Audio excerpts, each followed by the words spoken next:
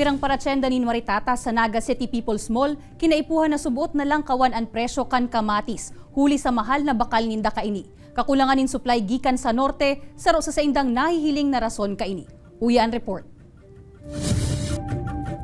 Amay na nagpasiring sa Naga City People's Mall si Nanay Ami para magbakalin mga maritatas na sa iyang ititindaman sa pagdayo sa ibang mga lugar. Alagad kan maaraman ang presyo kan kamatis, pas na sa nadaamo na. Kunding grabe na ang presyo, dahil na kaya. Ano na lang po magiging sistema niyan, ma'am? Anday na muna po, sa iba na lang muna idadivertang para sa kamatis. Hali kaya sa 120 pesos kada kilo. Ngunyan, naghihiro na sa 170 hasta 180 pesos per kilo ang kamatis.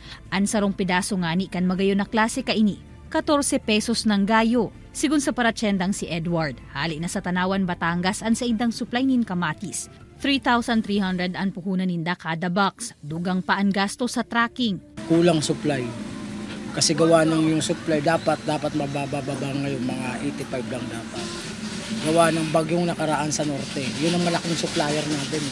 Doon tayo kumuha. Dito kasi sa atin, wala naman tayo talaga ditong bagsakan talaga ng yung tinatawag na parang bodega. Mientras tanto, inaprobahan naman ni Presidente Ferdinand Marcos Jr. ang propwestong price ceiling para sa bagas sa bilog na nasyon. 41 pesos sa regular milled rice, mantang 45 pesos naman sa well-milled o magayon na klase kaini. Obheto kan Executive Order No. 39 na masyertong rasonable asin abot kaya kan publiko ang bagas na iyong staple food kan mga Pinoy. Ini makalihis ang biglang pagmahal kan retail price kaini na naghihiro sa 46 hasta 54 pesos kada kilo. Maray kung hali sa gobyerno ang itatao sa muyang bagas na presyong araw kayan. Sinda ang matao kaya ning pwedeng ming ibaratong bagas.